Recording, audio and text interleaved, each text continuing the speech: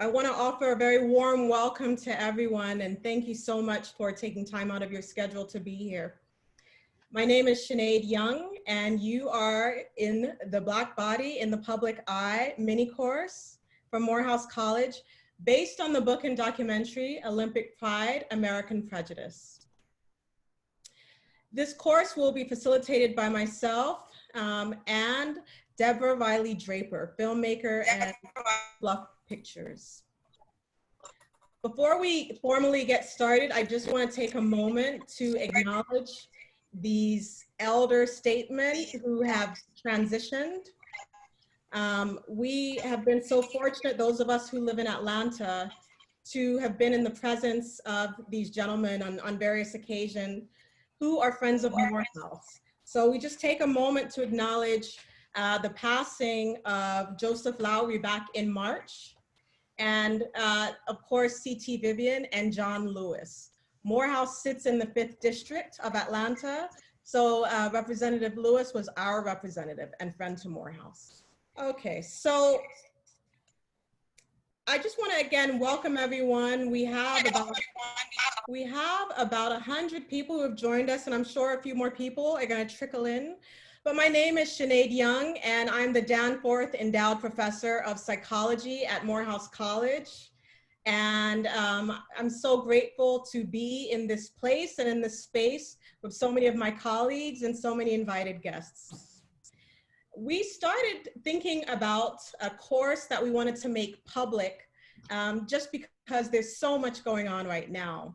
And we know we're not alone in trying to grapple with some of these issues. So I just want to give you a little background about what we're doing and what you should expect over the course of these 3 weeks that we'll be together. So this is a 3-part mini-series, and it's really focusing on the interconnections between sports and racial injustice.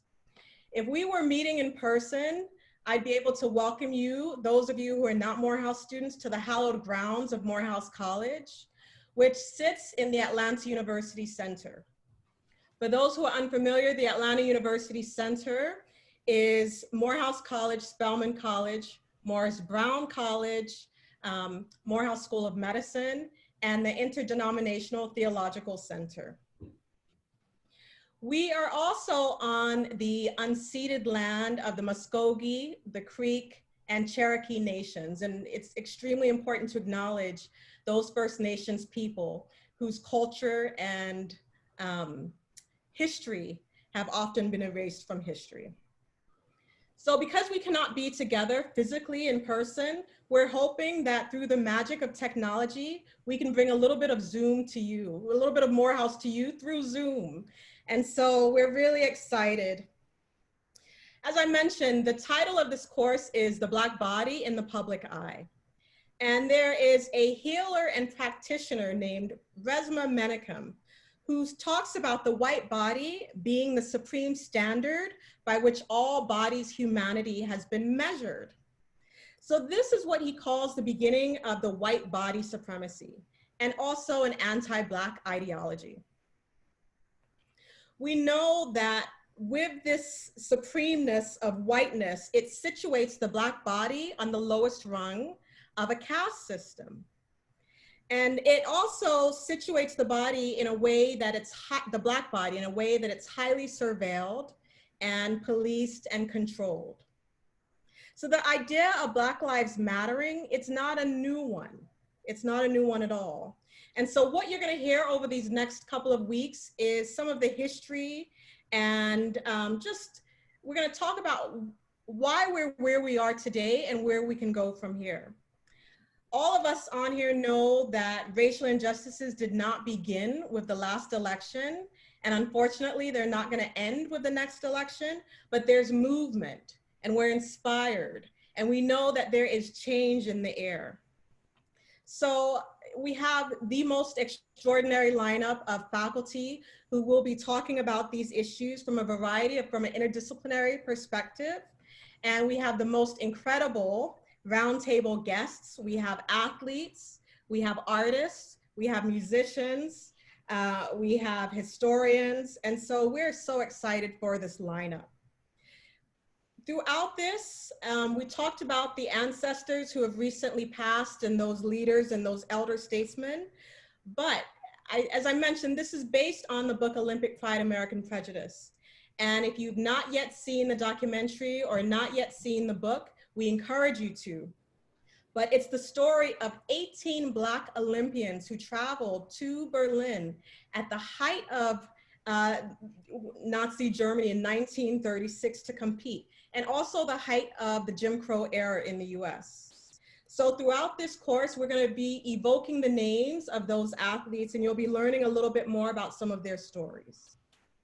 So this course is being sponsored by the Public Health Science Institute at Morehouse College and the Andrew Young Center for Global Leadership. And it could not have been made possible without the collaboration with Deborah Riley Draper of Coffee Bluff Pictures and her team. And we have a whole host of individuals who are making this possible, who we'll get a chance to thank at the end. But I want to thank all of you for being here with us tonight. And I want to introduce Deborah, and then you'll hear back from me in just a moment. Good evening. It is a pleasure to be a part of this mini course. As a filmmaker and an author and someone who is really dedicated to the telling of our stories, because as African Americans, our seminal moments are sometimes intentionally or unintentionally left out of the history books and left out of the classrooms. So this amazing interdisciplinary study that will take place over the next 3 weeks will give us a chance to examine history, economics, media, and filmmaking, of course, through the eyes of Olympic Pride, American Prejudice. When I set out with the team at Coffee Bluff Pictures to tell this story, we did not know that there were 18 African Americans on the 1936 Olympic team. We had heard of Jesse Owens, of course, but there were 17 other Black bodies on display on podiums underneath swastikas in Nazi Germany, including 2 women, Louise Stokes and Tidie Pickett. So over the next 3 weeks, we'll be able to examine their seminal role in being a public body in display and on display, and their reason for being there and why we need to know about this in history. So to my esteemed colleagues at Morehouse, thank you very much. It is an honor to be on this Zoom podium with you, if that's such a thing. And on behalf of the entire Coffee Bluff Pictures team, thank you. And we look forward to a very fun and exciting and enriching 3 weeks. Thank you, Deborah. So I'm gonna just take a moment and just walk you through what's gonna happen over the course of the evening. So we are really excited. We have some dynamic faculty and some dynamic invited guests. And as I mentioned, we just want to take a moment and honor those who came before us. If you were here at Morehouse, we would do a libation and we would lift up their names and say Ashe. So at home or wherever you are, again, we just lift up those who have transitioned and become ancestors. We're very thankful. So you're here. We're glad that you're here, and we have a few, because it is a course, we have a few learning objectives, but we will not make you do homework. And again, the goal is for you all to take something away from this and hopefully also learn something new that you can apply.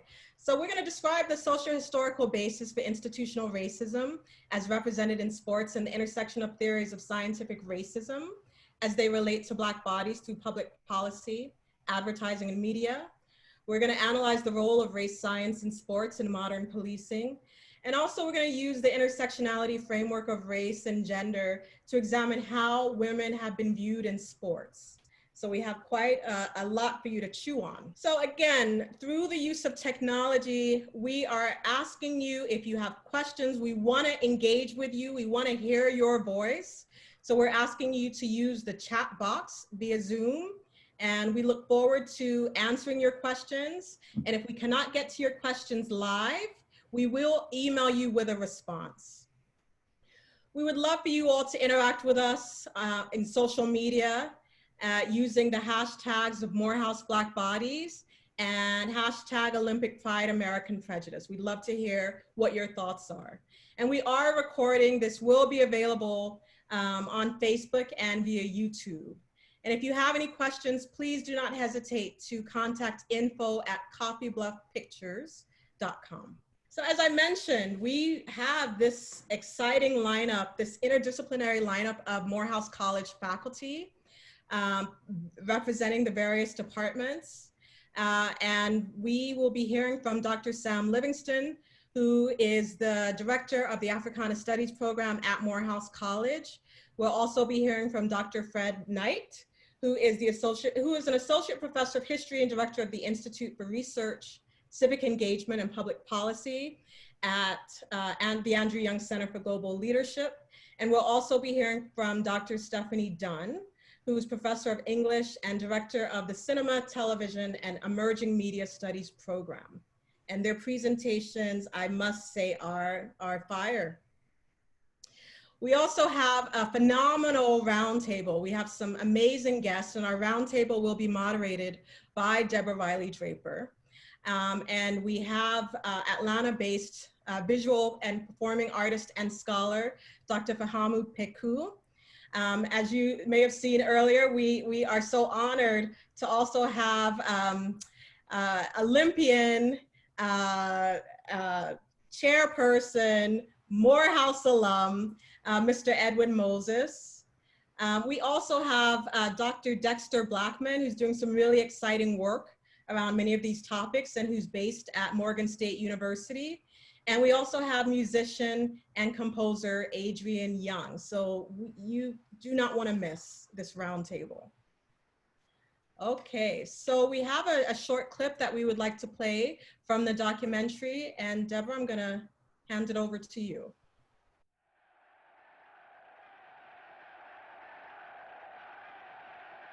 The final of the 400 meters. And here it is.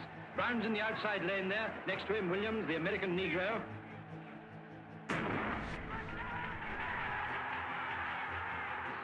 Brown's going well, but he's leaving it too late. That Negro's dangerous. Going into the bend. Williams will drive it home before they get into the straight. Brown's got to fight for it now. The Negro's got it. 20 yards from the straight. Williams is ahead. He's going away. Brown looks beaten. There's Roberts and Laval on the inside. Laval's going strong. Roberts is challenging him, but Williams leads. He'll do it. No, look. Brown sprinting.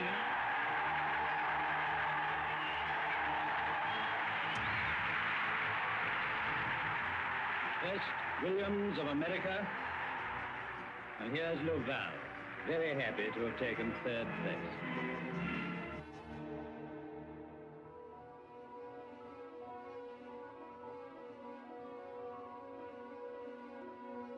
This is one of the great tragedies of the story you tell, is you have 17, 18 athletes here who were on the world stage. One of them is remembered.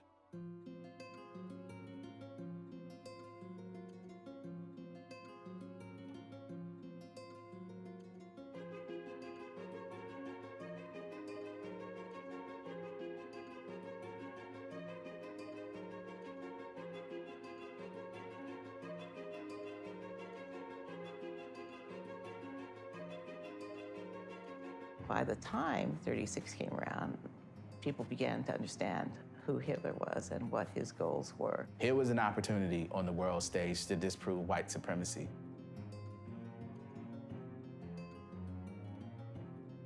I love my gold medal, but it's not, in history, it's not as important as their gold medals. Like, for me, there's just something so special about what they did and who they did it in front of. These are athletes who did something really important at a seminal point in human history. Not African-American history, not American history, in human history. They did something incredibly important. Simply being on the medal stand in 1936 sent a message. From that struggle for legitimacy became the foundation of the struggle for access, which became integrated into nonviolent direct action and primed the pump for Dr. King. They have stories that have not only drama and drive and power and force, but they're stories that can focus us again on something truly important about the human spirit and about the human race and what it takes to be truly human and not inhuman.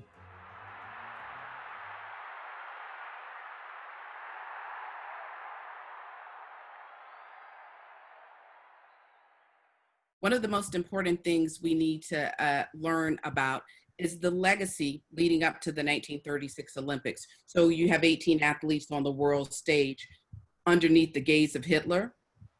But what happened leading up to that moment? What were the dynamics between African Americans and African athletes and the respect they were getting on the global scale, and the respect or lack of respect that was happening between them and the Republic of Germany and the Republic of the United States, for that matter? Thank you for that. So again, very important documentary. I encourage folks to watch it if they haven't already. And that clip was really a nice lead into our first presenter. Dr. Samuel Livingston is Associate Professor of Africana Studies. And this evening, he's going to be speaking to us, and his presentation is entitled Black Athletes Against Empire: The Art of African Agency Against European Imperial Agendas. So, Dr. Livingston, I am going to hand it off to you. Okay, thank you, Dr. Young. I want to thank you, Dr. Young, for organizing this. And of course, Deborah Riley Draper for writing a phenomenal book. And I'm going to try to do justice and provide a little bit of context about what was happening leading up to 1936. So give me 1 second while I share my screen. Yes? Okay. Thank you. Just as Dr. Young said, this presentation is about Black athletes against empire, but it's also about Black people against the German imperial agenda. And in particular, those Africans who were victimized in many ways by that German imperial agenda. So this presentation is dedicated to those victims of Germany's scramble for Africa, especially the Herero people, the Namaqua, and the Khoisan, and also the Afro-German people in their quest for freedom, justice, and the fullest expression of the human potential. If you noticed on the beginning of here, we used a little Black Power fist, or German Red Power, Black Power fist. That's from a program we did actually last year, where we celebrated, along with the language studies program, the Afro-German experience. And I want us to understand that, because it adds such complexity and depth to what we know as the African experience. I begin with this man here. I'm not sure if anyone has ever heard of Amadi Amake, or better known as Angelo Solomon, but he was a young boy who was a Hausa boy who was captured in 1729, enslaved, and taken to Sicily and then to Vienna, Austria. And he phenomenally, this little house servant, made his way through the ranks of Viennese society, becoming eventually the Grand Master of a Masonic order, where Mozart was actually a member of this Masonic order.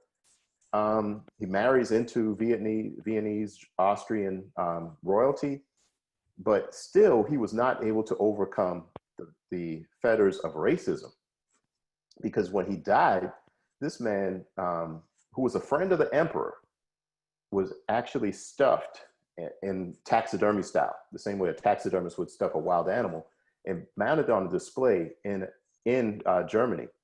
And you know, I came across this story when I was doing some reading about Kant and his contributions to white supremacy. But I'll try to be quick, because Dr. Young is very strict in terms of time. So I'm going to be as quick as I can.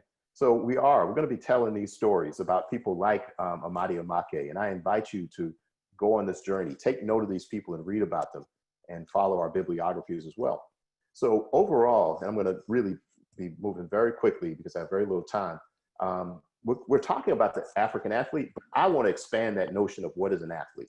And I would argue that any person who is actually doing his or her job in the public space and garners the attention of the public is actually in some ways an athletic body when it comes to Black folks, especially. We have a little flair with how we do our thing, no matter what it is.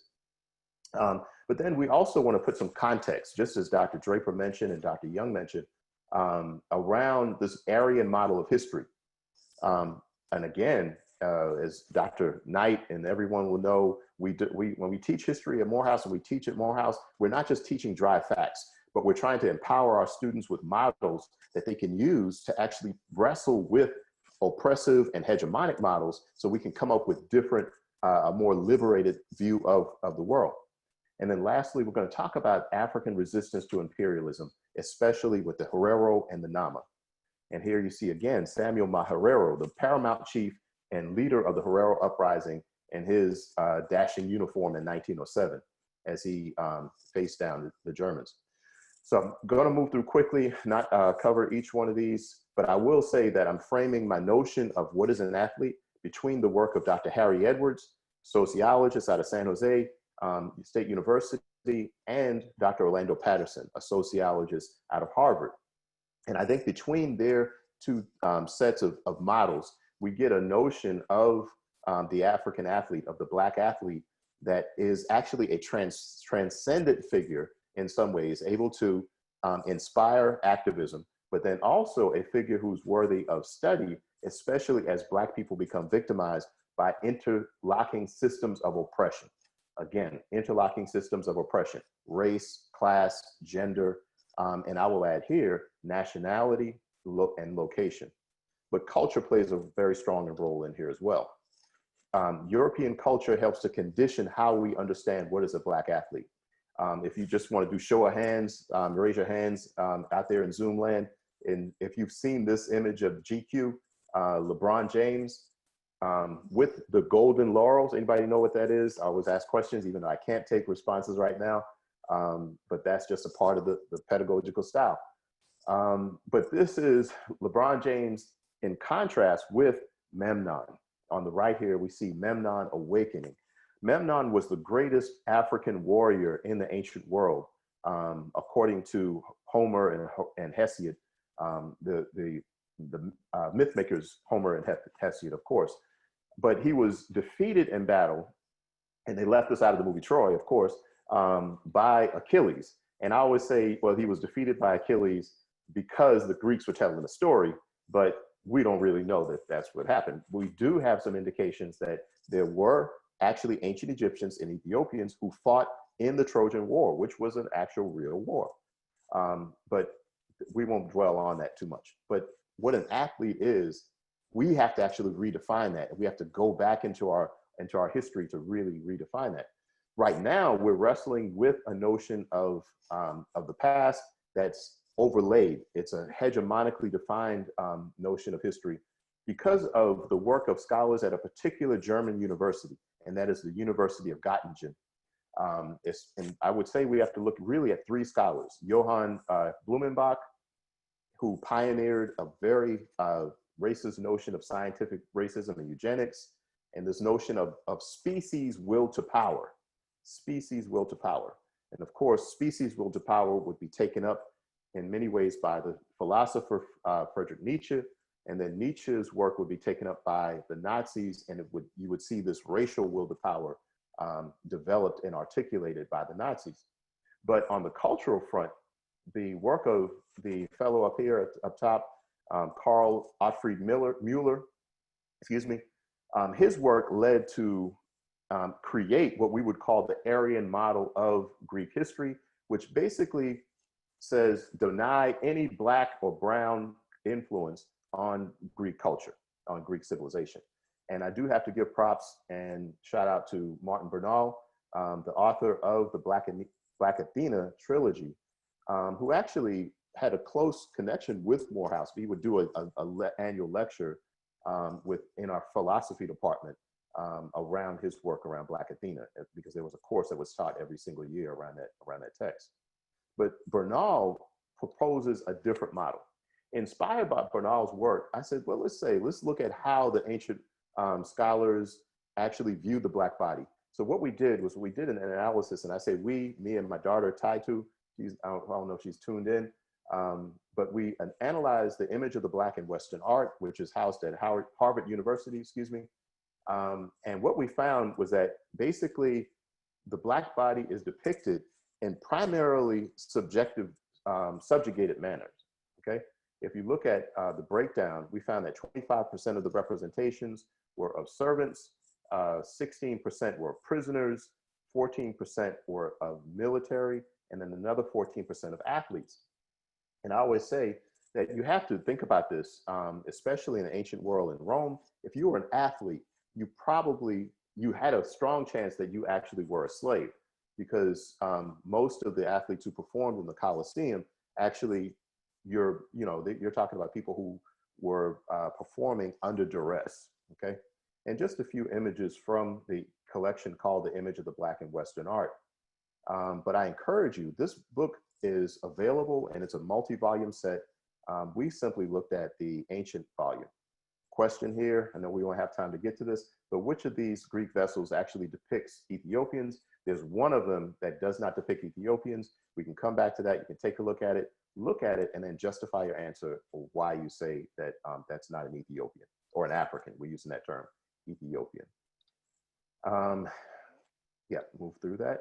But I want to also point out that the Aryan theory of history has been the dominant theory, but Black folks have been pushing back against the Aryan model of history since time immemorial. That even during slavery, our scholars and our activists and even the abolitionists were pushing back and citing in particular the works of some Greek scholars, but also looking at the artifacts.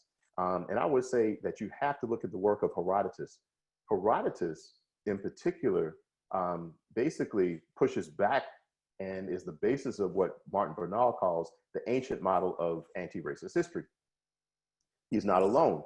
Hesiod, Homer, we mentioned earlier, Aeschylus, Plutarch, all of these classical scholars testify to the fact that Ethiopians, Egyptians, Libyans, Pelasgians, so there you get an African and a Semitic presence in the Greek Isles, in contrast with what the Aryans were trying to argue. So Herodotus in particular points to this one figure. He says that in Ionia, there was this Egyptian king, Sesostris, carved in rock, in a statue that was over 20 feet tall, with a spear in his right hand and a bow in his left hand. Must have been an impressive figure, right? And the rest of his equipment is proportional, for it is both Egyptian and Ethiopian. And you see that equation of Egyptian and Ethiopian taking place within Herodotus' work and other Greek writers as well. 2 minutes. Okay, thank you. And right across the breast from one shoulder of the text is cut in Egyptian sacred characters, "I myself won this land by the strength of my shoulders." Again, that African heroism and athleticism is on display, and just the image right here of the actual king Sesostris. We don't know what Herodotus was actually seeing, but we do know that the Africans influenced how the Greeks would view the human body and how they would portray the human body in their art. You can take a look at that.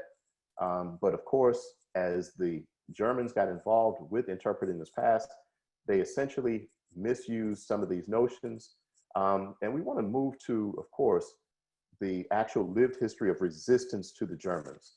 And here you see on the right, Samuel Maharero, another image of him, and on the left, the unmistakable W.B. Du Bois. The Herero resisted the German assault on Africa. And we will remember, we think about the conference called the Berlin Conferences, the 1884 and 1885 conferences, where Germany, England, France, Portugal, excuse me, I'm sorry, I'm leaving out a couple of folks, a couple of nations, but they carved up Africa. But I always want us to remember that this was a violent process. And you see up here the devastation that was wreaked upon the Herero people as they tried to resist the German assault on their lands and their territories, and in a very heroic way. If you get a chance, I want you to read more about Samuel Maharero, who basically called on his neighbors. He says, "Come on down, let's actually join in this fight against the Germans and restore our freedom." This assault wiped out over 75% of the Herero population and about 50% of the Nama population. The Germans actually took the bodies of the Herero and they forced the captives to strip those bodies, and they made scientific specimens of them. And I will say that in 2018, the Germans were forced to return. They actually returned these remains to Namibia, And I wanted to leave the audience and the class members with these images of the Herero people and the people of Namibia in their beautiful, vibrant colors, because yes, they were in mourning, the loss that they suffered, but their culture is alive and the people are vibrant, and there's, I would say, almost like a renaissance of their culture in Namibia today. That's all I have for you. I left you with a couple of review questions. I think I went over my time, but thank you, Dr. Young, and make time for my other colleagues, and thank you. Thank you, Dr. Livingston. It was a very, very engaging, very interesting presentation. Thank you. Next up, we have an image that we'd like to share with you. And Deborah, I'm going to turn it over to you. Absolutely. Thank you so much. This image is from the film, but what's interesting about this image is, of course, this is the Black body on display. This is gold medalist Archie Williams. He was a mechanical engineering major at Berkeley.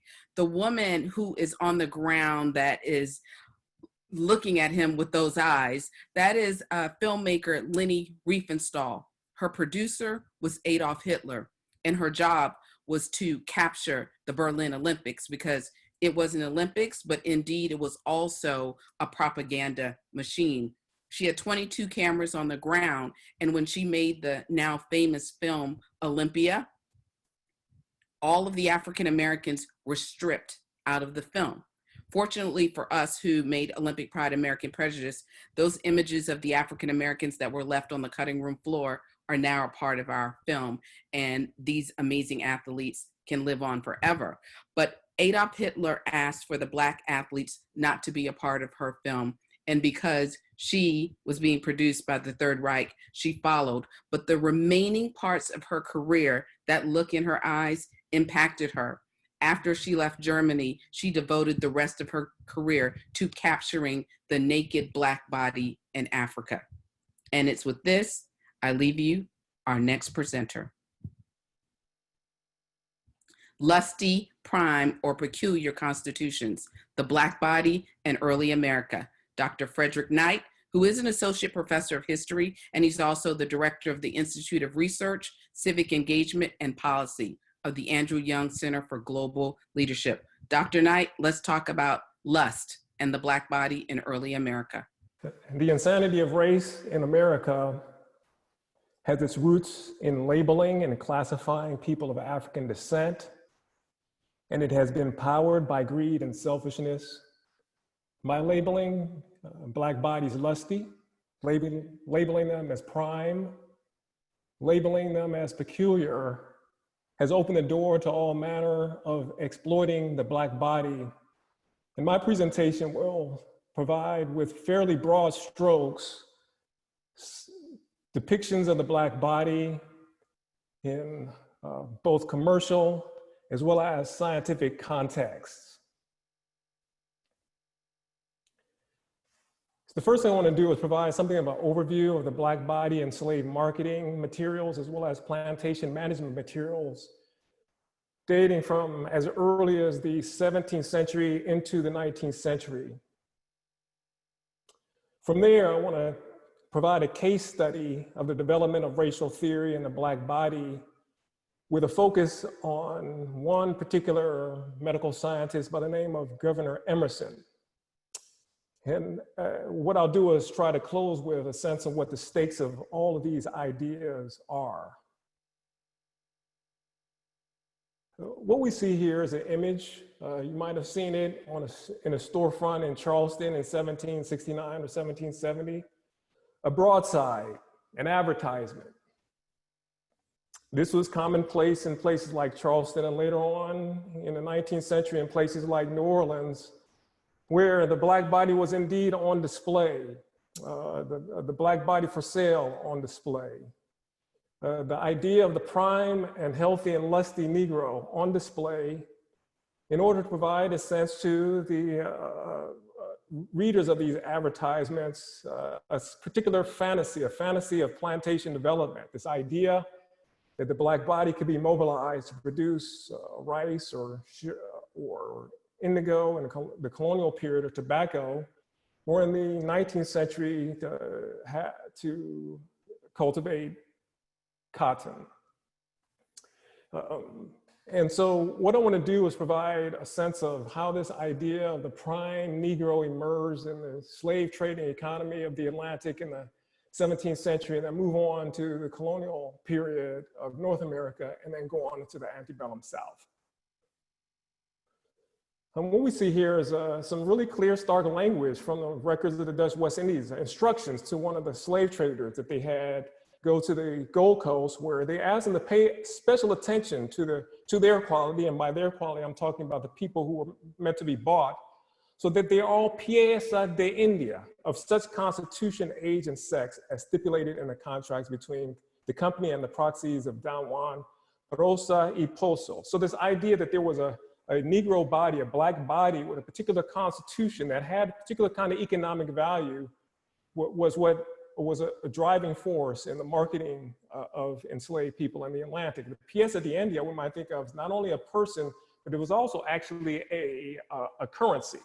So the Black body we might think of was a laboring subject, and it was also a currency that circulated throughout the Atlantic. So what specifically did they mean by a constitution? And I want to dive into this a little bit more by looking at a couple of other sources. We have here another source that says, I've already said that the menfolk in Angola and others are stronger than in other countries, and the women are not much inferior to them in strength.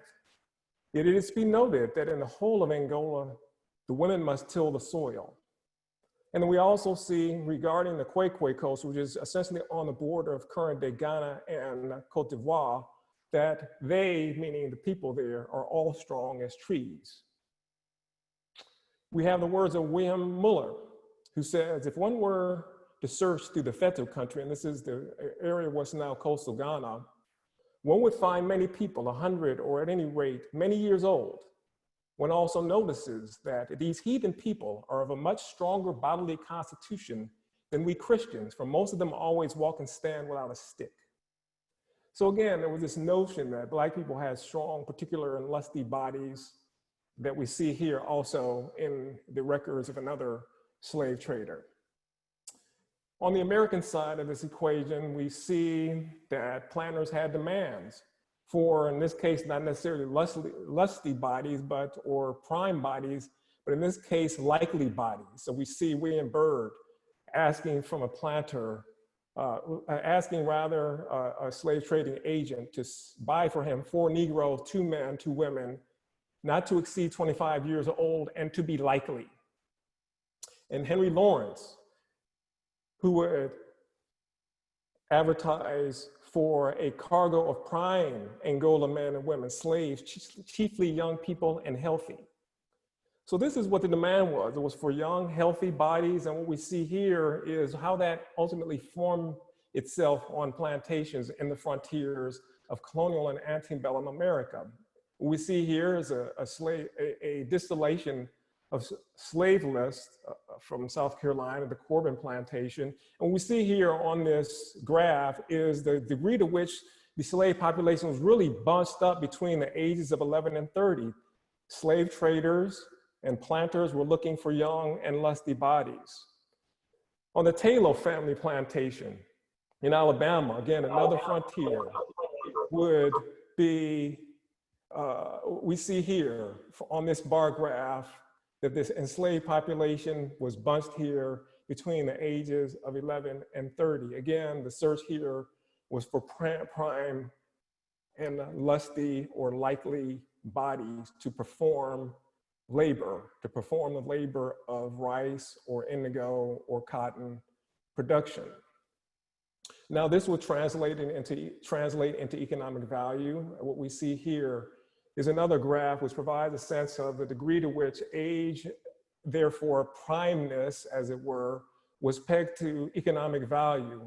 On the Y part of the graph, we see the economic value in dollars, and on the X part of the graph, we see the age of the enslavement. As we see between the ages of about 15 and 30 or 35, we see the highest valuation of the enslaved. Again, There was a search for prime and lusty bodies. And this was also pegged to the idea of how much people could produce. About 60 years later, from the list that we saw earlier, the Corbin Plantation would estimate how much a person could produce. And they equated that to a rate. And so we see here that between the ages of 15 and 40, if we look at the bottom row here, that they were, people in that age category were thought to have produced at the highest rate. So 1 was thought of as being the highest rate and 0 being the lowest. And as we see over the course of a person's life cycle, and as they became more prime, as they became more lusty, as they became more likely, the perception of how much they could produce, the rate of labor would increase or decrease depending on where they stood in the life cycle. What I want to do here is shift and provide a sense of how this perception would change over time in a different context. By the 19th century, when we really started to see the formulation of scientific racism in its most extreme forms, there were proto-scientific ideas that certainly people like Thomas Jefferson would write about in his notes on the state of Virginia, but it was really in the 19th century where we saw scientific racism emerge in full force. We see the writings of medical scientists such as Governor Emerson, who was a medical scientist based in 19th century Philadelphia. 19th century Philadelphia was the site of a thriving African-American community. We had the African Methodist Episcopal Church, which was founded by Richard Allen and others. You had organizations such as the Daughters of Africa, which provided mutual aid to the free Black population there. But there was also economic struggle that Black folks in Philadelphia also faced. And in that context, Governor Emerson would do a comparative study of mortality rates among Black and white Philadelphians. And what he would discover were a couple of things that I want to take note of here. And part of it is grounded in the problematic nature of the evidence upon which he would rely. In the 19th century, particularly in the 1830 census, let's remember that it was an American policy that in the Constitution that there would be a census taken every 10 years, and the census was taken in 1830, but it was also policy to create different age categories for whites and Blacks. And so as the census takers did their as they did their work, they classified whites into 12 different age categories, provided with the state with more precise data about whites. Whereas among Blacks, they only divided Black people into 12 categories. So at the level of the state, we see that the Black body, although it was certainly valued in terms of the labor productivity that they were able to perform on plantations, was not valued in terms of the way the state counted them. And then on top of this data that he would use, he would make a discovery about the differences between white and Black mortality rates. He found that for every 1,000 white people in Philadelphia, there was a mortality rate. For every one person in Philadelphia who died in Philadelphia per year, there were 42 people who were lived. So the mortality rate was 42 to 1. 2 minutes. Whereas for Blacks, the mortality rates was for every Black person who died, 21.4 would live. So it was about twice as likely for a Black person to die in Philadelphia than white people. Well, one can explain that. We talked about the labor force and the violence that attended that. But this was his explanation. Governor Emerson's explanation was pertaining to this fact of white and Black mortality, is that the fact last mentioned is of itself sufficient proof of some peculiarity in the African Constitution, which distinguishes itself from that of the white. And so what we see here is the use of data science, and this earliest formation, medical science earlier formation, to make arguments about the differences in the constitution of Africans from that of whites, which actually was, interestingly enough, different from what we saw earlier on in the slave trading years. And of course, it's had important consequences. In the subsequent decades, African Americans in Philadelphia and Pennsylvania, more generally speaking, were disenfranchised. They had the vote taken away from them. And this is the stakes of this idea of racial classification, that it had bearing on questions related to citizenship, access to the vote, access to public accommodations. And so the question about the Black body is intimately entwined with the question of citizenship. With that, I would like to close, and I look forward to the conversation that follows this. Thank you, Dr. Knight. That was excellent, extremely informative. We appreciate your presentation. And again, we will have a few moments for questions after our last presenter. Let's see. Deborah, I'm going to hand it over to you. Absolutely. The Olympic Black Gang sailed to Germany. What a headline, right?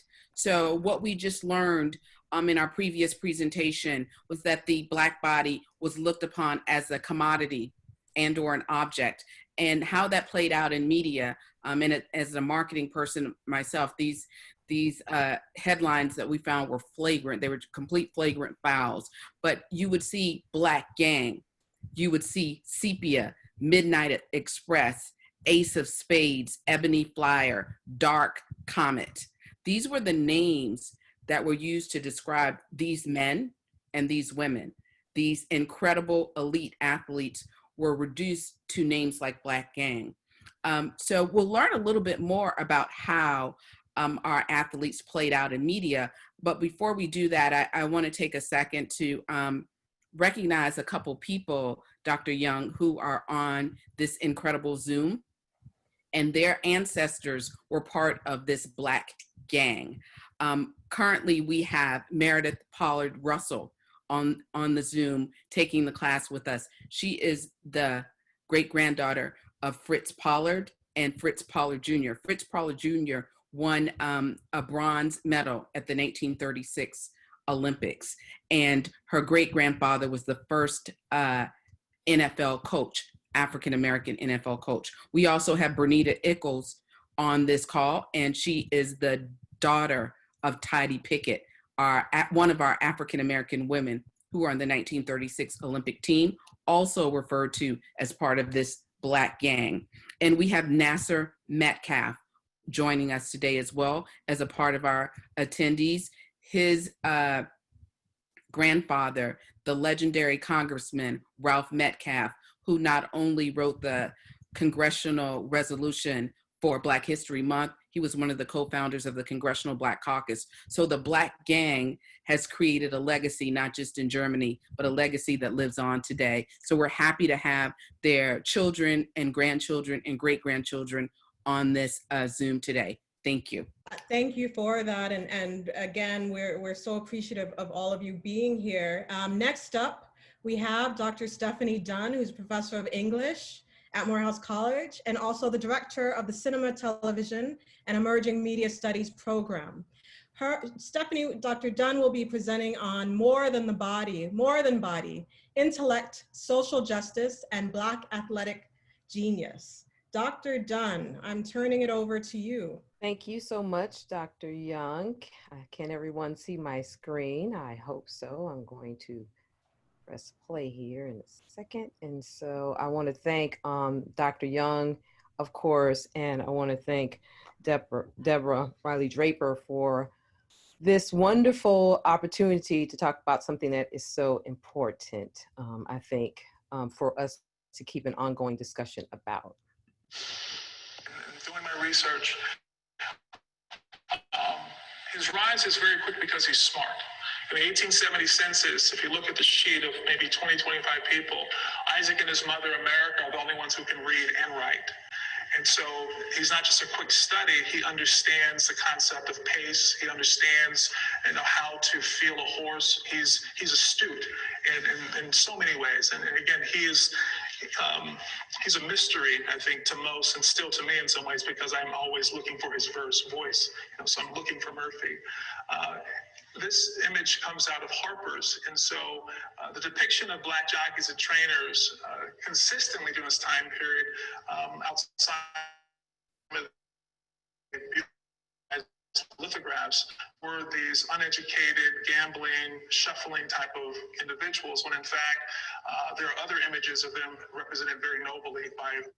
So I wanted to play that first clip because that's by my late colleague, Dr. Pelham McDaniels, who I want to pay homage to. He is important to the discussion that we're having today because he made that some of his life's work. And he represents this subject in two different ways. One is through his wonderful book about Isaac Burns Murphy, the black jockey, famed black jockey, who was born in 1861. So he contributes through his scholarship, but he himself also exemplified the brilliance, the intellectual brilliance and life of a scholar athlete, as he himself, Dr. Pelham McDaniels, who was curator at Emory University of African American Collections, and was also a NFL player. So he really represents what we're talking about. I want to just highlight a little bit the history from late 19th century through the 20th century of media representing Black athletes and negating, if you will, their intelligence, their intellectuality. The illustration you see here is of one Theodore Tiger Flowers, who was born in Georgia. And I've been working on a documentary for the last several years on Mr. Flowers, but he was the most famous boxer and probably the most famous Black athlete after Jack Johnson in the 1920s. And so there are probably, if you go into the archives, some 3,000 media representations of Mr. Flowers. What's interesting is that he became sort of a darling of mainstream media. And I think it's important because this is also sort of a period where you see this rise and development of sports media in particular, primarily in newspapers. And so he was much talked about. He often appeared on the same sports page as Babe Ruth and the like, and some of the most famous white boxers of the day, including one Harry Greb, for whom he fought in New York in Madison Square Garden, and took the middleweight championship for him to become the first Black middleweight. But what's interesting is the way in which he was at once celebrated reluctantly, because this was a time where many people believed that Black pugilists should not be fighting. There should not be interracial boxing. And there was certainly even more backlash after the period of Jack Johnson, who, of course, upset the media and much of white America in his day by really, flaunting the rules of segregation and Jim Crow and et cetera, et cetera. So when Tiger Flowers comes along, who is this Christian boxer, a family man who's called the Georgia Deacon, he and his manager are in some ways able to glide in between what was the sort of boogeyman imagery that the media created of Jack Johnson, and present a figure who was talked about as being antithetical to Jack Johnson. Not that the two men were, but this is in terms of the media representation. But he too was very much the victim of a lot of racial caricature. So this illustration you see is one of those examples of that. And there's a little bit of a clip from the Black press here, which talked about the ways in which Black athletes were not given their due in terms of the intelligence, right, that was required in the mastery of whatever their athletic craft was. And so they point out at this last line, I think it was important, that it should be questioned, right, if our race is from any sport where brain and brawn competes is not on the record. And so often it was not. And of course he was talked about in racial terms strictly. The politest thing was the colored or, the Negro, but mostly there was a lot of the dusky, when you think about the terminology, the dusky Negro and so forth. And he was also called coon and other types of slurs, depending on whether it was Southern media or other media from around the country. But to me, one of the sort of preeminent examples of the intellectual activist athlete is Paul Robeson. And what's interesting is how Mr. Robeson was portrayed in his early years in college as a standout in sports and in academics, because he was really par excellence in all of them. He was a champion debater. He was there was news stories about his oratory already as a young student, and of course there was much press about him. But most commonly, when he was talked about in sports media, whether it be about his basketball play or most notably football, to which he was his number one sport, it was in terms of his physicality. And so there was much sort of emphasis on his physique. Words like the giant star, and so forth were prominently used to really talk about him. Always sort of the racialization. So the racialization of Black athletes wherever they played, if they were covered in the press. You see one here, giant Negro, right, ends his career. And that was a common discussion about Paul Robeson. Here you see him in his college graduation regalia and on several of his teams. He was ultimately chosen to be valedictorian at Rutgers. And in that speech, he signifies some on the experiences that he had had. He had been attacked as a football player when he first joined the team, brutally beaten actually. He had been the victim of other teams not wanting to play their team if he was going to take the field. So there were many sort of exclusions and sort of indignities that he had to suffer. But his intellect in the classroom and out were so superior, were so firm in addition to his dominance on the field, that he provided this counter to the dominant narrative of the Black athlete who was not a thinking individual, mind you, but was merely a natural physical specimen. And you see here athletes, several. One is highlighted in the book, in Deborah's books here, James Lavelle, who was also a scholar athlete, like Edwin Moses, who is the figure jumping the hurdles there, the Olympian you'll hear from next as part of the roundtable. Neither of these men had an athletic scholarship to college. In fact, there was their academics that took them to college and paid their way through. And you have the great Althea Gibson, who did not have an easy path to either her high school graduation or college, but ultimately graduated in 3 years from both with a degree in education. With the Tour de France as Sports Sunday continues here on CBS. Los Angeles Games, the Olympics last summer, you knew he was one athlete who wouldn't let you down when it came to jumping hurdles. The luckiest guy in the world he was, and may still be, save for a few hurdles of a different kind that somehow got in his way. It should come as no surprise that Edwin Moses likes to fly. He's made a profession out of getting above it all. I like to go flying. Really put everything else out of my mind, and I enjoy it because I have a scientific mind, and I just like needles and dials and all that other stuff. But it's a way to relax for me. Meantime, back on Earth, Edwin has had little time for relaxing. He's been pretty busy since winning his second Olympic gold medal last August. This man, who had always considered himself truly lucky, would take 13 steps between each hurdle where other mortals. So I play that because he mentions the number of steps that Edwin Moses took to the hurdles. And what I want to stress, and the reason why I'm really excited to have written the first children's book on Edwin Moses alongside him, is that he applied his science genius to mastering the hurdles.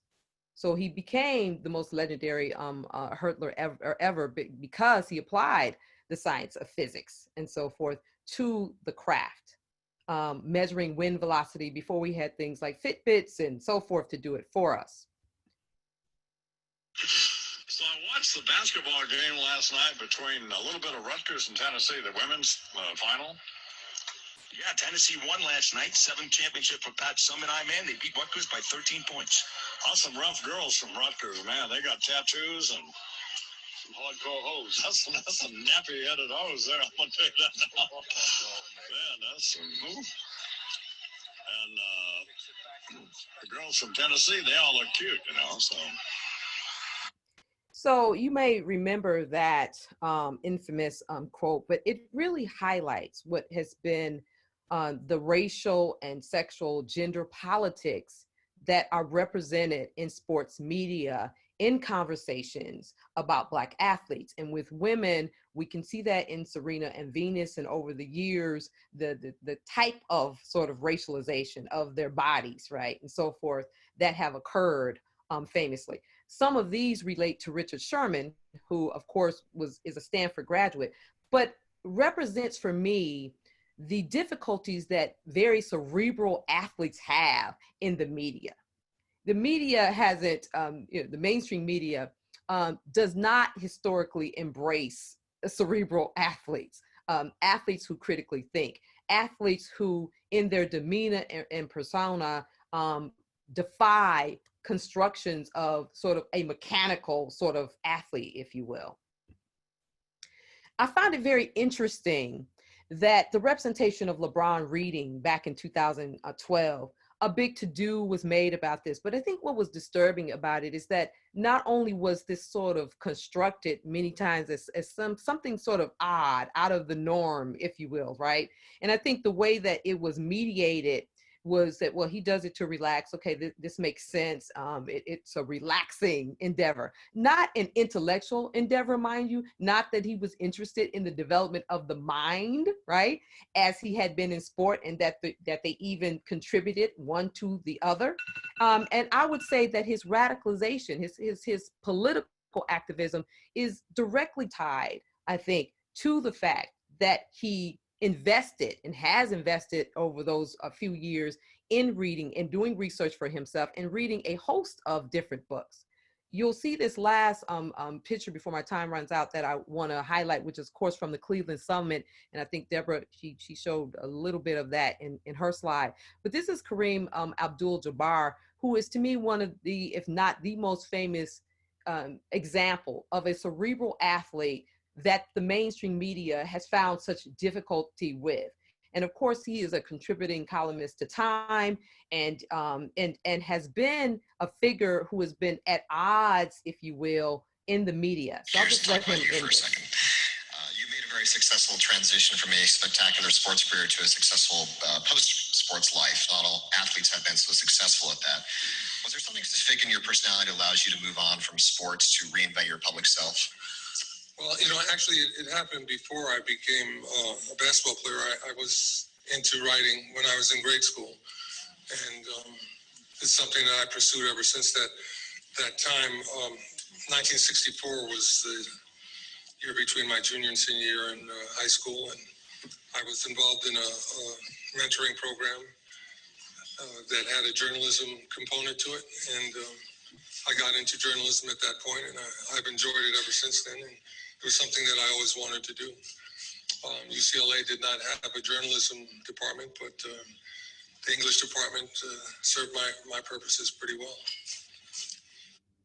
So I will end there because I just wanted to highlight through Kareem and others the difficulties that Black athletes have endured over time when they are also obviously thinking people. That part of their representation has not always been easily digestible for the mainstream media, which is a lot of what we're talking about here. And I'm going to yield back to Dr. Sinead Young and Deborah Wright-Drayton. Thank you. Thank you so much. Excellent, excellent presentation. We have so many questions coming in, and we just have a few minutes for questions for the faculty. And faculty, I also invite you to use the chat box to answer some of the questions. We have Morehouse student Wendell Shelby Wallace, who's joined us and wanted to ask a question of the faculty. Yeah, so we've heard a lot from all of you today about the history of Black bodies, and then hearing more about how it relates to the arena of sports. How do we reconcile that with what we see today as it relates to sports justice and social justice? Sure. That's a great question. Thank you so much for it. I'm going to just initially say that we're seeing this play out quite a lot in the media. That's why representations of Black protest and of different individuals who are spokespersons are often troubled, right, by the same sort of familiar racial tropes and the denial of the critical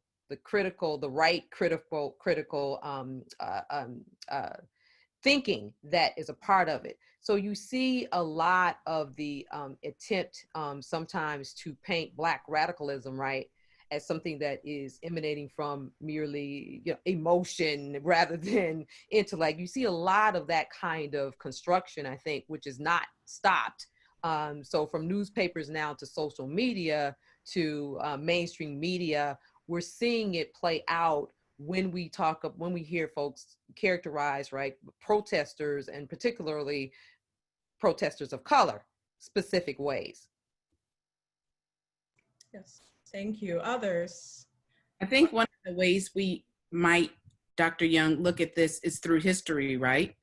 Because history has already given us a blueprint of how the protests showed up in the 20s and the 30s. All the professors have shown that. And I think one way to address that is to really do scholarship with our protesters so they understand what actually transpired, what debt has already been paid, so we can carve out a new path so we don't repay the same debt, and so that the media understands that we don't plan on accepting that same dominant narrative or that same expression of anger or that same expression of lack of intellect. Yeah, and I would like to add that I think that a historical perspective allows us to, as people are engaging in social protest and activism right now, to really understand the scale, the scope, and the depth of the problem, which for me means that you're not patiently sitting back, but you also realize that this is going to be a long struggle with lots of resistance, lots of forces of resistance who are going to try to hold on to power and privilege. We know that's been the case in the past. We should anticipate that and then develop strategy as a consequence of that understanding of the broader context and the heritage, the unfortunate heritage of racism that we're trying to wrestle with right now. Fred, you made me think about, it's like a temporally long struggle, but it's also spatially wide too. And if you think about what the 1936 18 African-American members of the Olympic team, what they could have known or did know about what other African people were experiencing, or what other people were experiencing around the world, was probably kind of narrow given the knowledge economy compared to what we have today. But today, so we have to, it's almost like we have a compact, not just with the past, but also with other people and other movements in other parts of the planet. So we can't just say, well, Black Lives Matter, and as long as we can get, this John Lewis voting rights bill passed here in the States, no, I mean, our rights are of course tied to the exploitation and the rights of all other people around the planet, just like Dr. King and other Pan-Africanist leaders have reminded us. So that it complicates it. It really complicates it. Yeah. Can I interject just one and say, just because this is a very today example. You know that today, I believe, was the funeral of John Lewis, and I'm bringing this up because I think this is where we can be active in resisting and pushing back on constructions of different types and of people who are people of color who are protesting, who are practicing their right to it. There was something problematic at the funeral today by former President Clinton, and here was what is problematic. He said that he applauded John Lewis for his mode of activism, right? And he said that because at one point, it was in danger, right, of going too far towards Stokely Carmichael, Kwame Ture. See, this is one of those moments where this is the type of forum, and in our social media, we need to firmly and boldly protest this this dig towards the radical, the intellectual, radical, brilliant, right, activism of Kwame Ture. Completely inappropriate, and the kind of thing that we have to bring attention to challenge the notion of who we are and the diversity of our intellectual, right, manifestations of social activism. Dr. Dunn, that is an excellent point. And, you know, as many have written about Dr. King, he was one of the most hated figures at the time of his death. And so most of us have learned the sanitized version of him that's easier for people to take and not really understanding the whole picture. And so many of our Morehouse students who are on the line, you've gotten more context. And so for those who are non-Morehouse students on the line, you know, we do welcome you to have these much needed conversations. And so I just want to take a moment and thank all of our faculty. We could go on, we have more questions. So again, I invite you to ask your questions in the box, and faculty, I invite you to answer them. But you all did an amazing job, very informative. I'd like to take your classes, and I just thank you for your time. And so we're gonna move on now.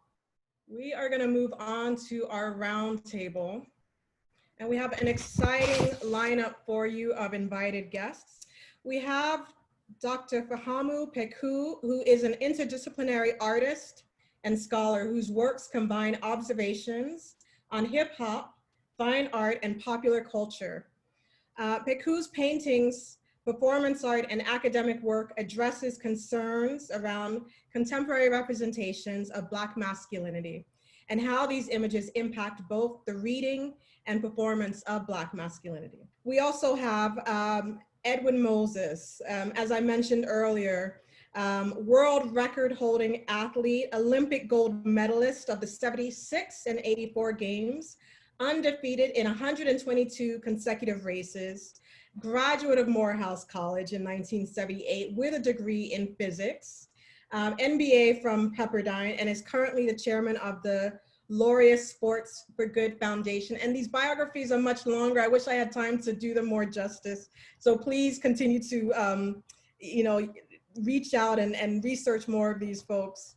We have Adrian Young, who's the next generation of soul music, a self-taught musician, producer, and film composer that has taken orchestration to new heights. Young finds himself at the center of a new soul renaissance, and with a vision of pushing the boundaries of Black consciousness.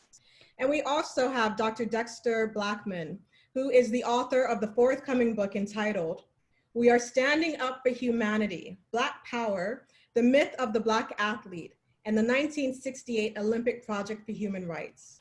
Dr. Blackmon is also an assistant professor of history and African American studies at Morgan State University. So we have a very exciting lineup.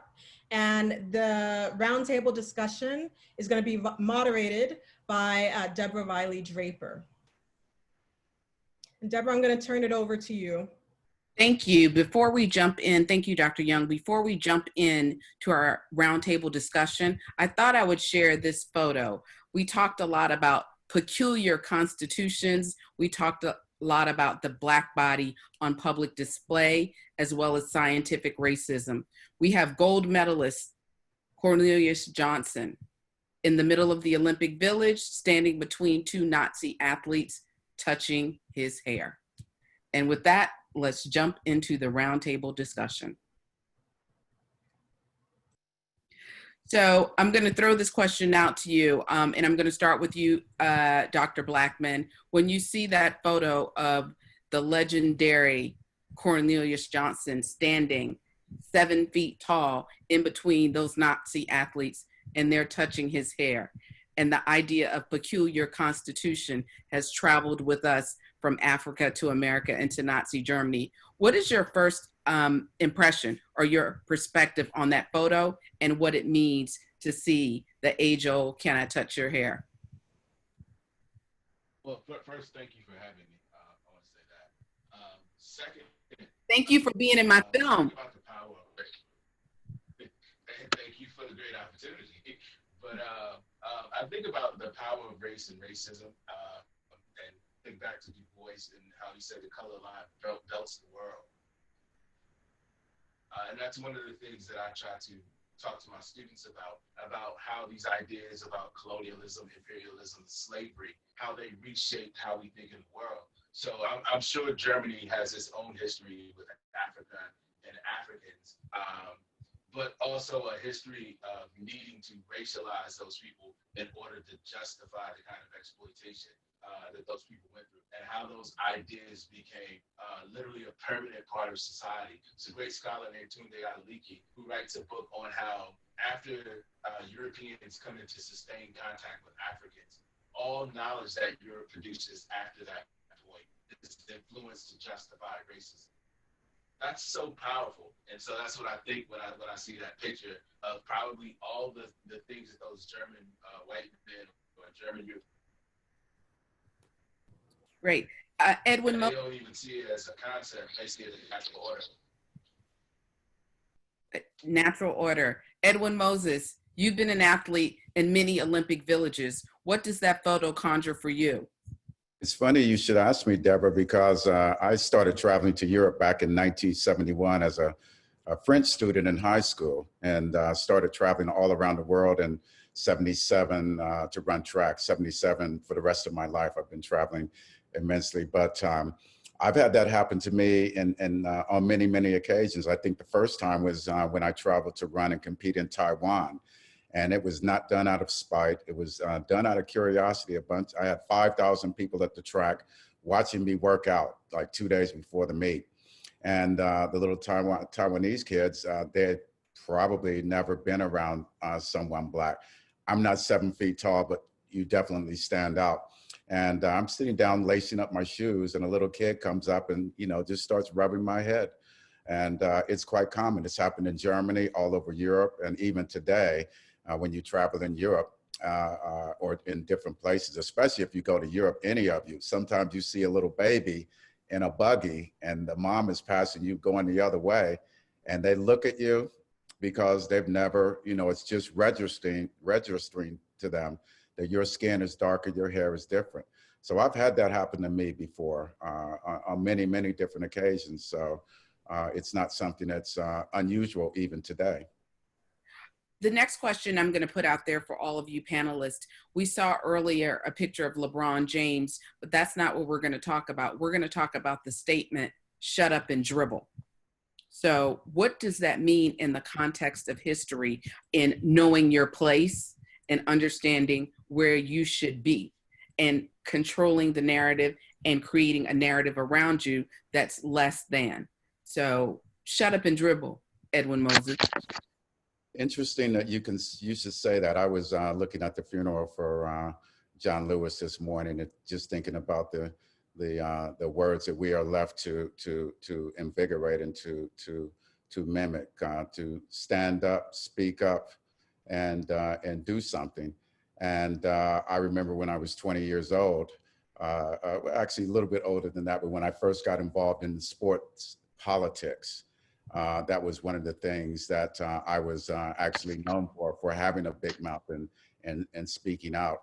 And I was in my mid-20s, and I realized that although I was speaking about the right things like financing for athletes, making sports professional, which I was right on the front lines and doing, initiating out-of-competition drug testing programs. And I realized that I was the only one out there, and I did not get a lot of support.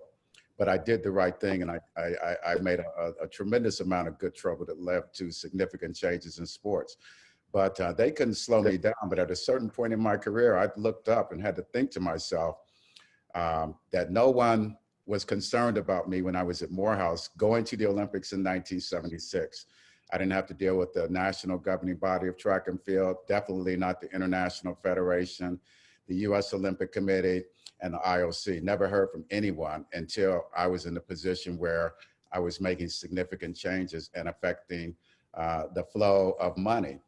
And so I learned way back then that my one lesson in life is that do the right thing, it's always good, although it might not be the best thing for you, but that there's gonna be, you have to deal with institutions as you go up. So I've always been a a proponent of doing the right thing and fighting the institutions that I had no idea existed before I made it to the gold medal podium. So that's one of my trademarks for my whole career and my whole life, that it really doesn't matter that these institutions are there, you just do the right thing. Fahamu, as an artist, a scholar, an academic, an intellect, shut up and dribble. What does that mean to you in terms of sports, as well as shut up and paint? How does this all relate to sports, protest, art, and creative expression? I think it's, it's really a testament to the dehumanization of Black people, and regardless of if the arena is sports, if it's academia, if it's art, this idea that the Black body is there as a sort of commodity, as a machine, and they're not necessarily interested in our voice when it is not in the service of whatever that larger agenda is. It reminds me of the backlash and the vitriol that was spewed at Muhammad Ali when he took his principled stance against the induction into the U.S. Army. The idea that, for some reason, because of the success that he had as a boxer, same with LeBron James, same with, several high-profile Black celebrities who use their platform to speak out against injustice. There's this almost disavowal of them, because it's like, you're rich, we made you rich, you have this access, you have this privilege. How dare you speak down to the institutions of this country or speak down to this government? You should, you should be more, what's the word I'm looking for? More beholden to us. You should be grateful for the privilege that we've given you, as opposed to speaking out against an injustice. And I think that says a lot about the inherent knowledge of good versus bad that the people who are in positions of power have. They know when they're doing something wrong. They know when they're doing things that are inequities against Black people. And rather than being allowed themselves to be called on it, they want you to just shut up and be silent and take whatever money or privilege that they've given you and accept that. Great. Dr. Blackman? Yeah, I think it speaks to the place that the power structure of the state, the federal government, et cetera, thinks that Black athletes should occupy. If we can put this in a larger international context, Black athletes have always been used to suggest that while racism is a problem in America, we do have a kind of racial democracy here. And here are examples of it. And so those Black athletes, as Dr. Pichu was saying, who cross that line are often, demonized in the mainstream press. And I literally recall when the reporter or the news anchor said that about LeBron. I thought that was, he was suggesting, you have a place, we have already assigned you that a place, don't step out of it, shut up and dribble. That's all we need you to do. So, kudos to LeBron for speaking out anyway, because I remember he made a short television series afterwards talking about athletes and activism. So it's clearly defined that he understood it that way as well, and that he spoke out. Sports is a microcosm of the greater society, and some of the greatest civil rights moments have happened with athletes. Edwin Moses, talk to me about the role of not being a role model, but being an activist, and being, whether intentionally or unintentionally, being on a platform, a global platform like the 1936 athletes, and using that platform to dismantle preconceived notions and bias. Is that something as an athlete that you inherently have to take on? Or is it something that you can reject? What is the responsibility and the accountability of the athlete in the public eye? That kind of goes to the Charles Barkley argument of what is a role model. But I think I can tell you personally that it's very lonely out there when you talk about issues that, as Dr. Peku said, that rock the boat. It becomes very troublesome.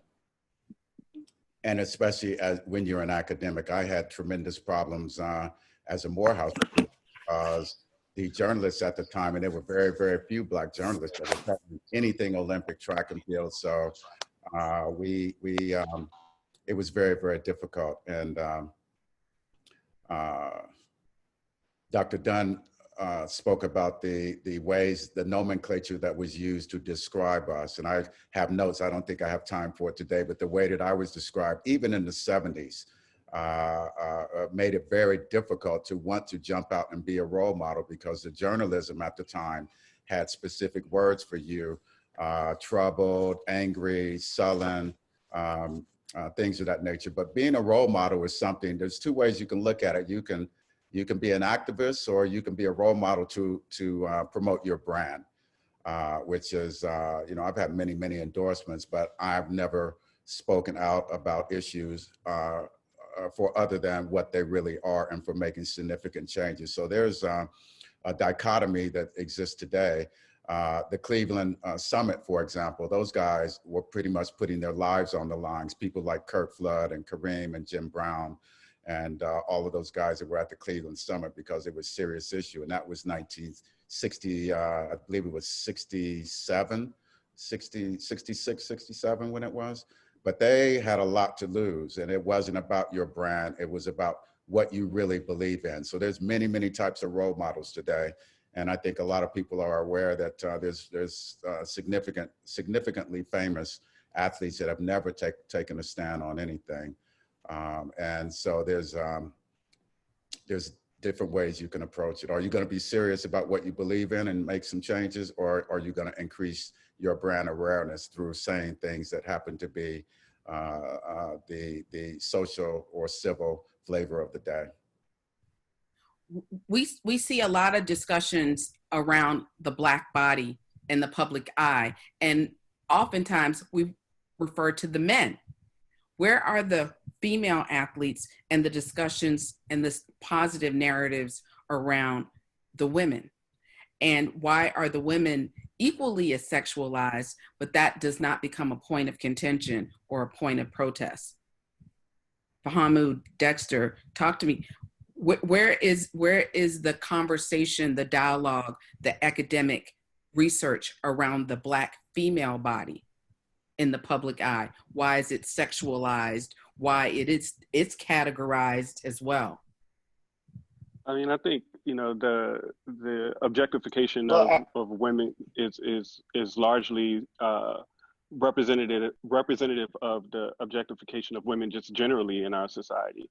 I think, we are still wrestling with, allowing space, making space for those voices to be amplified. I think that we have seen a lot of, and I'm drawing a blank on her name. She was the captain of the FIFA team, the women's U.S. soccer team.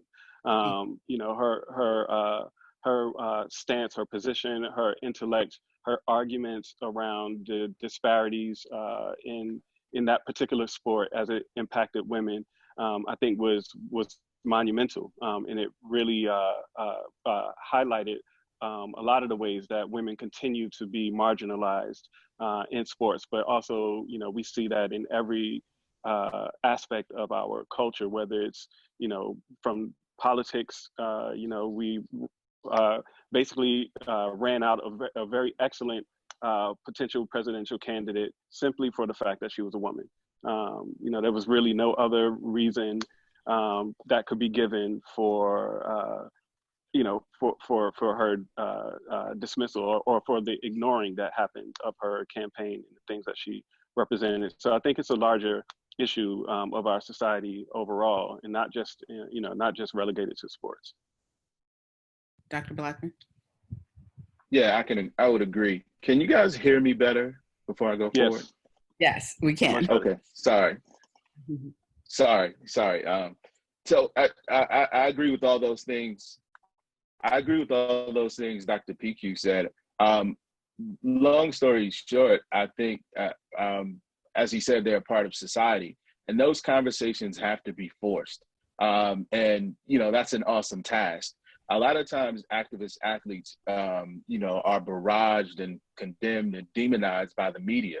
And you're just one person. And I think Edwin Moses said this, you know, athletes have to really know what they're talking about, really have to have some resolve to take on these issues. And so that's why I applaud someone like Venus and Serena, who as a family have taken on certain issues.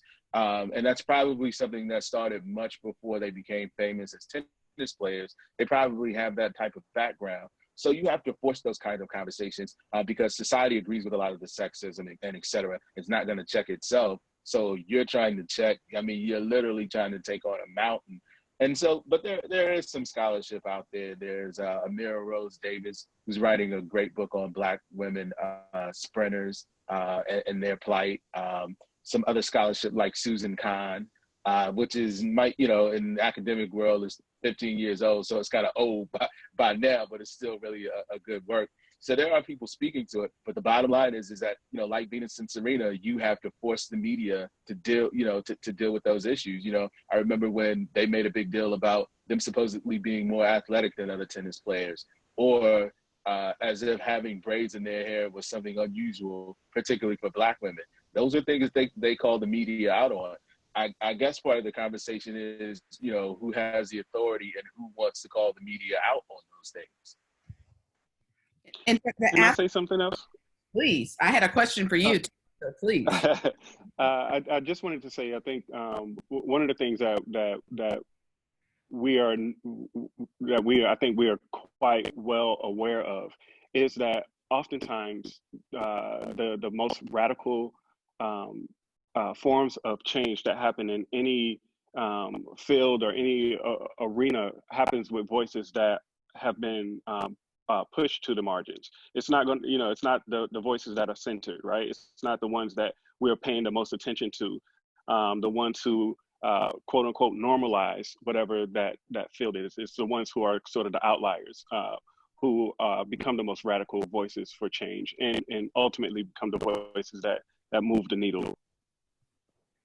Before I ask you your question, I just want to say out loud again, Tidie Pickett and Louise Stokes, the first two African-American women to represent the United States of America in the Olympics. They were on the 1932 team and the 1936 team, Tidie Pickett and Louise Stokes.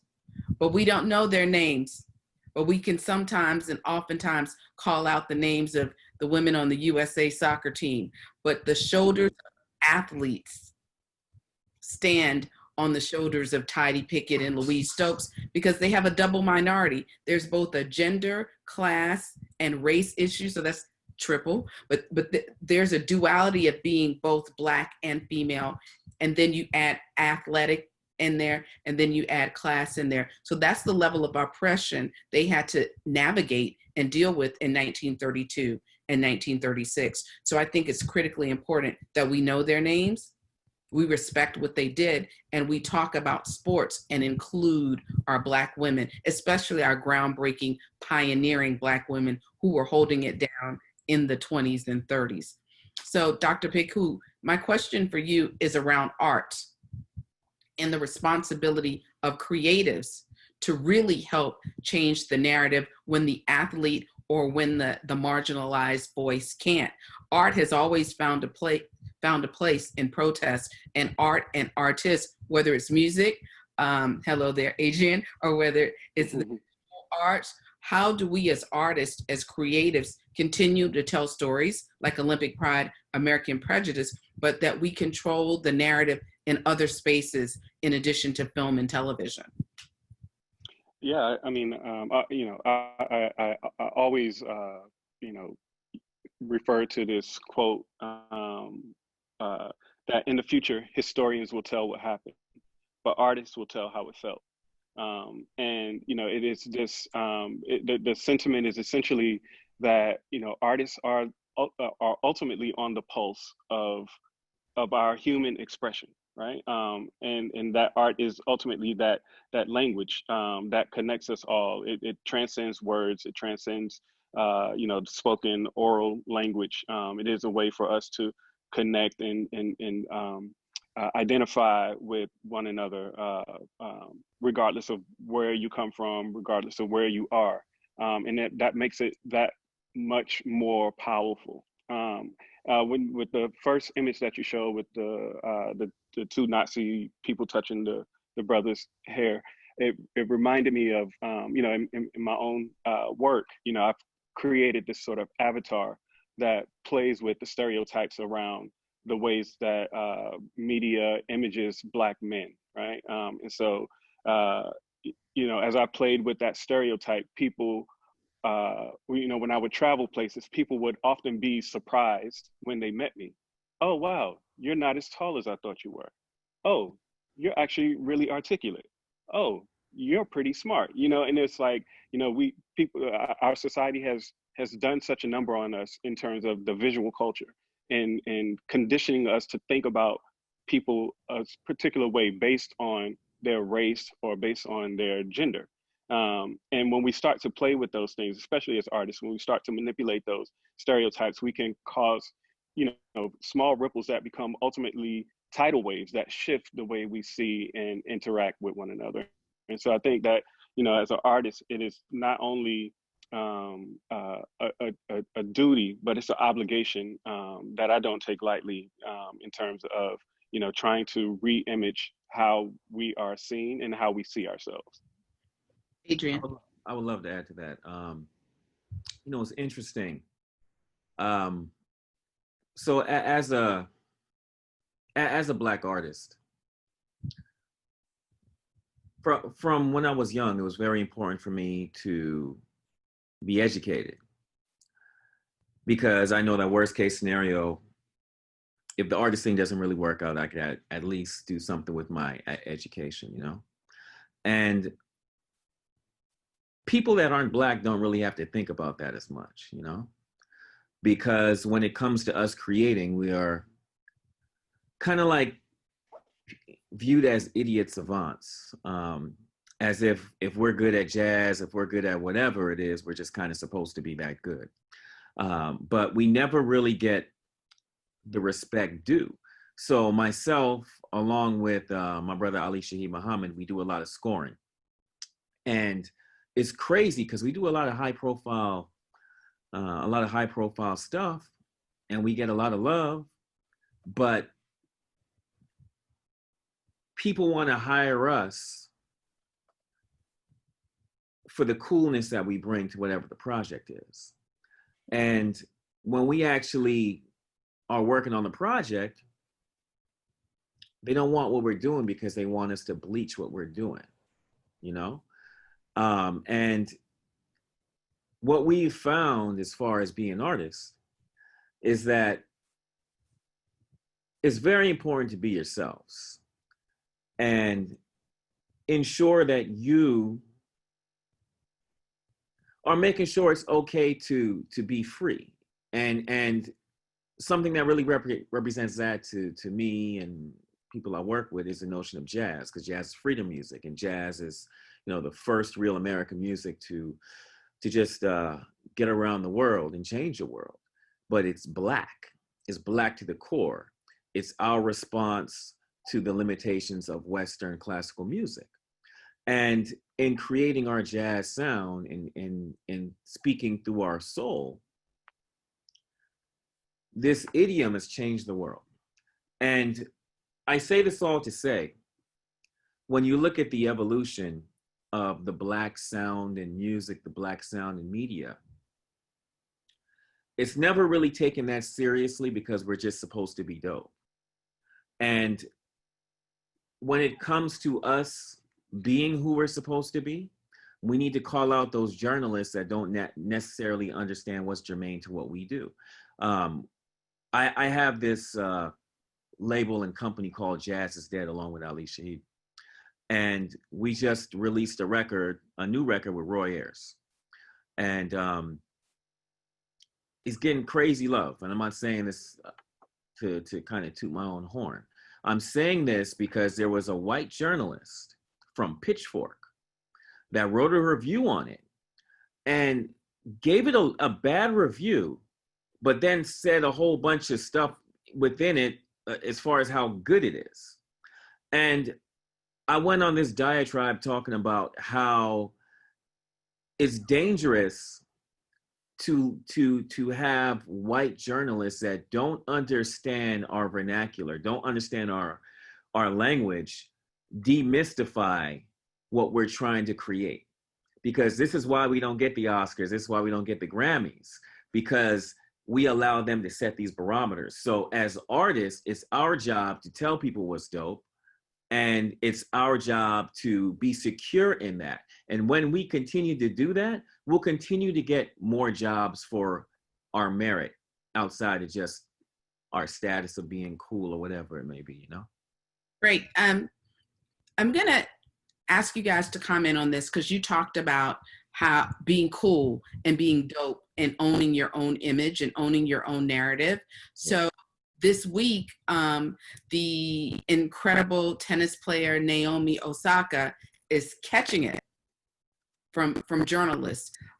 They told her she needs to chill out on her Instagram or she's gonna mess up her image. She needs to remain innocent, that she needs to call it quits with the bikini photos on Instagram. And of course she clapped right back and was like, I own my own body and I own my own image. And if I'm going to the pool, what should one wear if one doesn't wear a bikini? So talk to me a little bit about the continual control of the Black body. So when you're on the court, you're on the field, you are applauded and you get the cheers. When you step off the field or the court, the applause often stops and the shackles come back.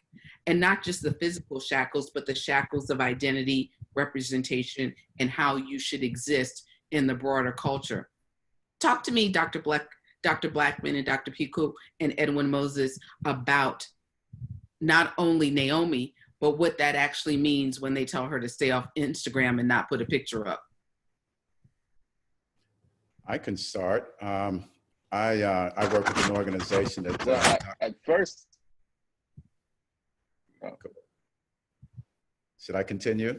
Please, Edwin. Okay, all right. I can start because I work with an organization that Dr. Blackman, when he pointed to the laurel wreath around the head of the gentleman earlier, it's called the laurel wreath. And I work for an organization which took the original Greek name, Laureus, a foundation I've been running for 20 years. So Naomi has been one of our prize winners, as well as Venus and Serena. But with her, she's caught kind of between two worlds, from what I understand, that she's got a lot of endorsement deals in Japan. So therefore, she's got to be in coexistence with the Japanese culture. But then at the same time, there's a love-hate relationship with her because, you know, she has some African blood, I think, from her father's side. But nonetheless, I think it's definitely up to her. I think it's just a business play. It always is in that case. And another case that I've had because of my chairmanship of the Laureus Sport for Good Foundation, and it happened to Serena about 2-3 years ago, where one of our members made a comment at a press conference in New York, at a tennis press conference, about her going to have a Black baby with her husband at the time. And he made some very disparaging comments in front of the world press and the world media. And they called me as the former chairman to ask me my opinion. And I knew the gentleman who did it. He had a history of really mouthing off a lot. And I told him off with the head, he's got to go. And so that's what happened. And it was all because of, you know, her physique, you know, her body, you know, the fact that she's got a big booty, as you would call it. And she's a beautiful woman and independent. So that's just a part of it. They're attacking her independence to be able to do what she wants. It has nothing to do with the body. It really has to do with money. And people are just trying to discourage her and Venus and Naomi from doing what they want, but it won't work. Those days are over. Right. Yeah, I was just going to say, I think that, you know,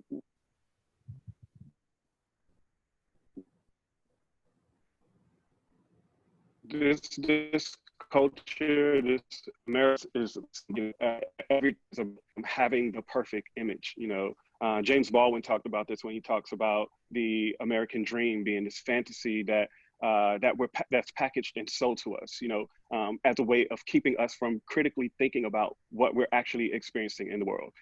And the more you can exert control over people, whether it's through their labor, whether it's through their voice, whether it's through their body, the more you can manipulate them to serve, you know, your agenda, as opposed to them being able to question your agenda and challenge you. And so all of this really stems down to white supremacy and anti-Blackness. That's it, period, point blank, which is always, you know, if you filter, if you pour whatever the situation is into a strainer, at the bottom inside that strainer will be white supremacy and anti-Blackness, regardless of what the scenario is.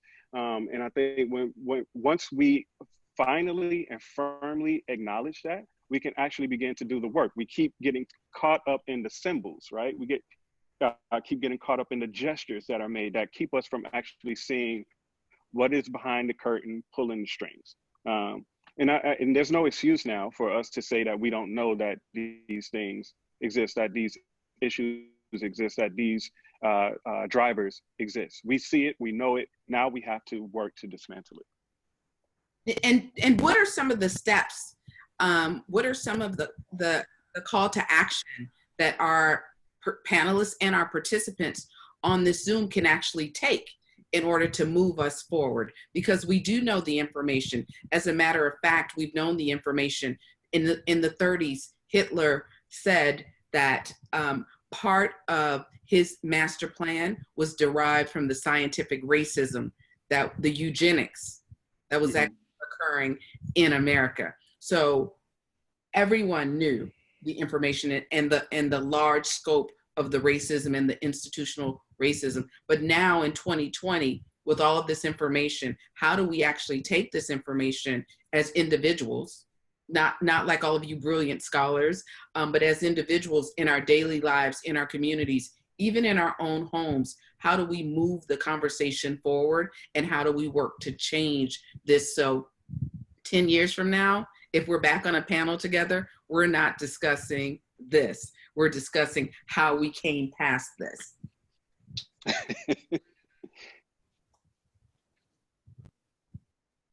I can start. This has been a very interesting conversation, because I thought of eugenics immediately, and the way that athletes have been looked at for many, many years. And Deborah, I'm very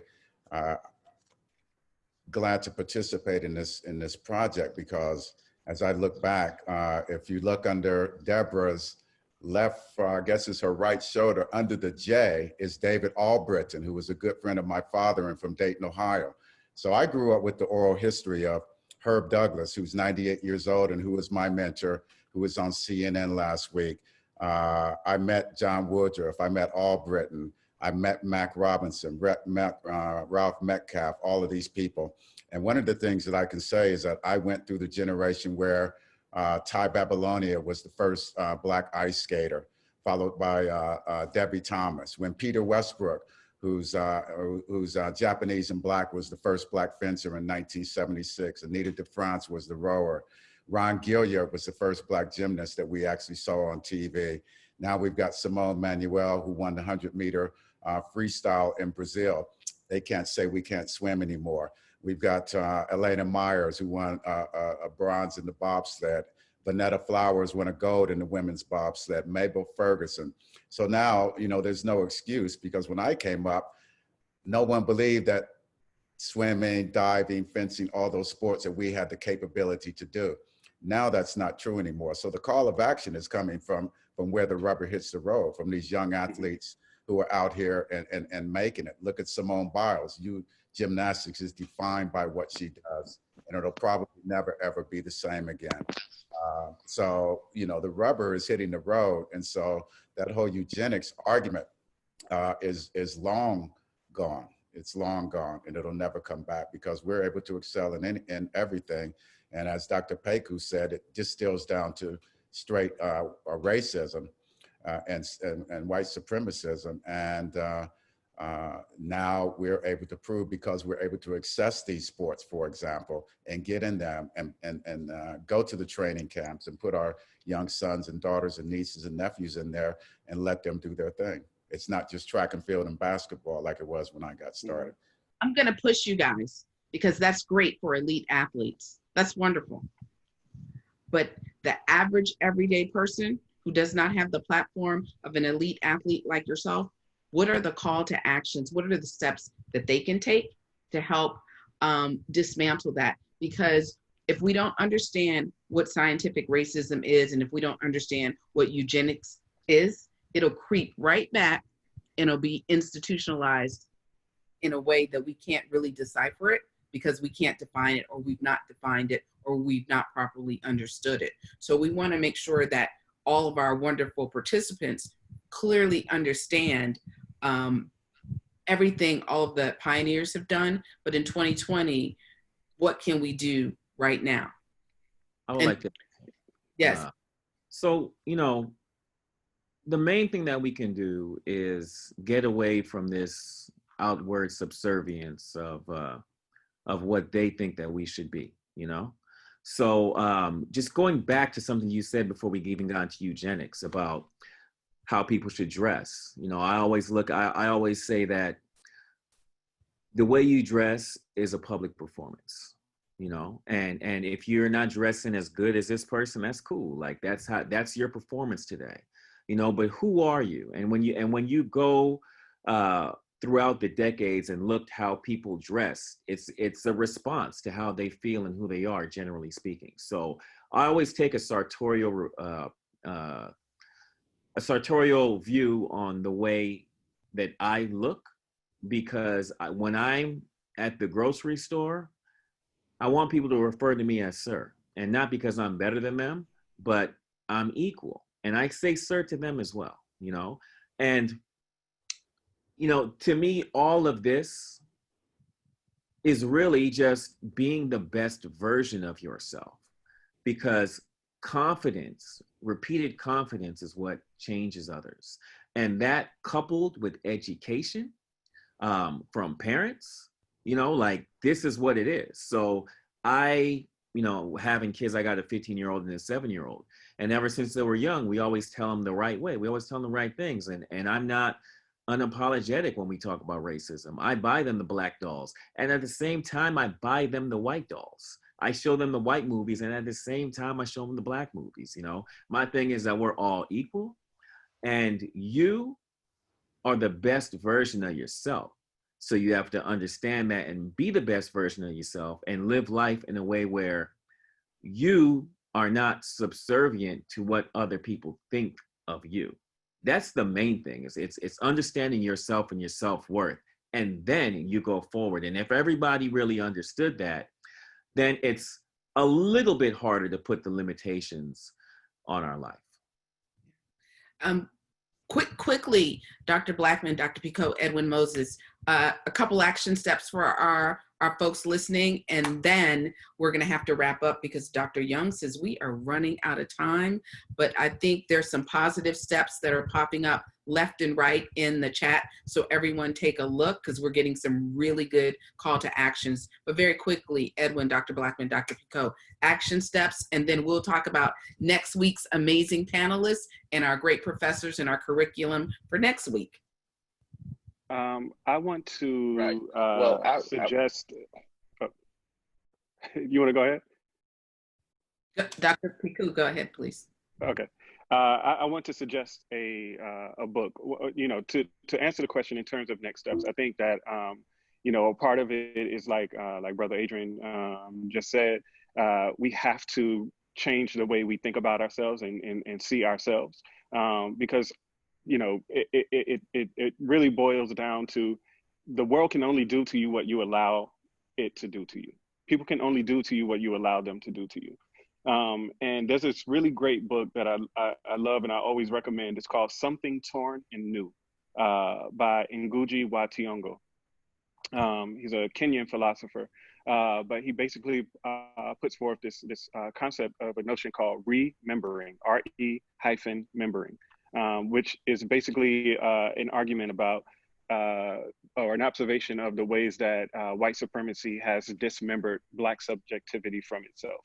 And that in order for us to be able to move in our fullness and in our wholeness, we have to remember who we are spiritually, intellectually, culturally, in terms of language, like all of these different things that have been stripped away from us, because remember, like, as our enslaved ancestors were brought here, everything that made them who they were was taken away from them, was violently ripped away from them, right? And so successive generations of us have come up in this, with this lack of self-identity or absence of identity.